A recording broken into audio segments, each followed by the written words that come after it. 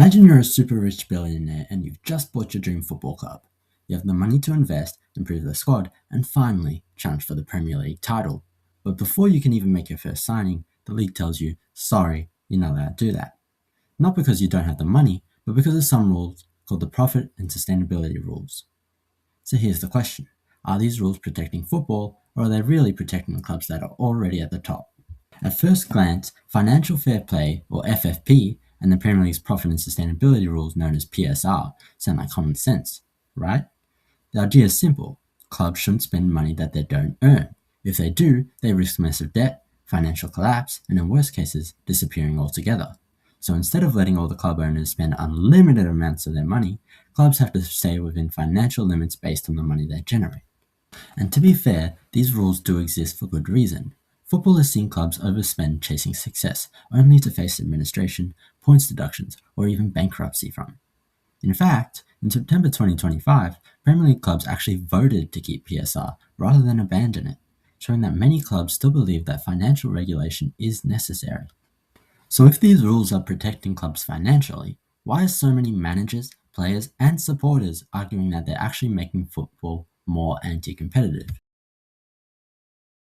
Here's the problem. Financial rules don't just limit a club's spending. They limit spending based largely on how much money a club already earns.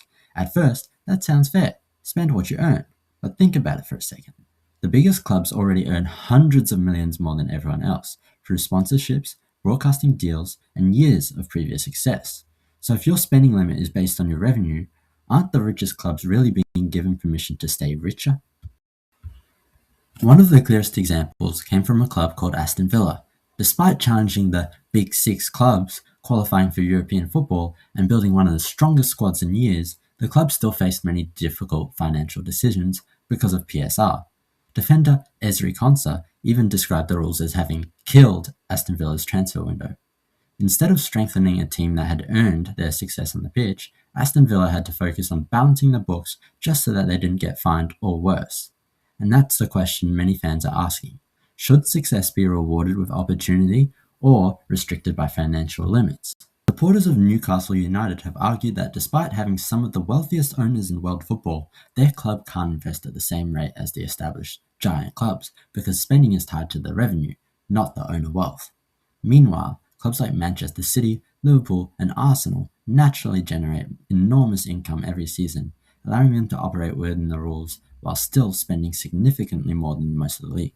Financially, that's sustainable. Competitively, it's a lot more complicated than that. Now, that doesn't mean that the rules are completely wrong. Without financial regulations, some owners might chase success by spending recklessly, leaving clubs with huge debts if things go wrong.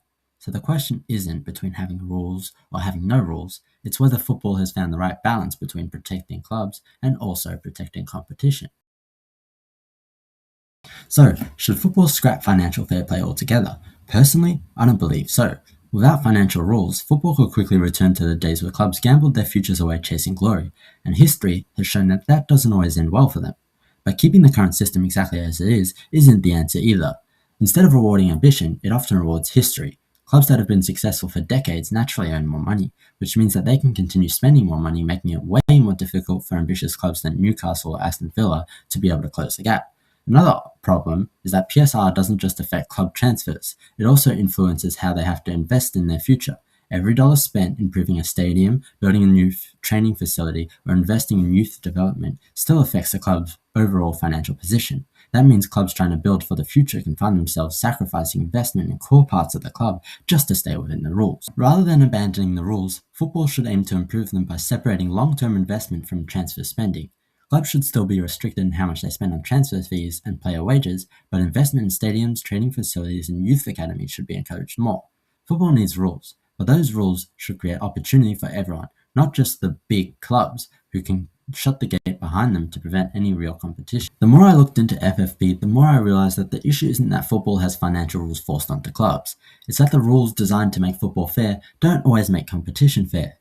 Football has never really been a perfectly level playing field, and maybe it never will be. But if the sport wants fans to believe that every club has a genuine chance of success, then fairness can't just mean balancing the books. It also has to mean giving the clubs with ambition a chance.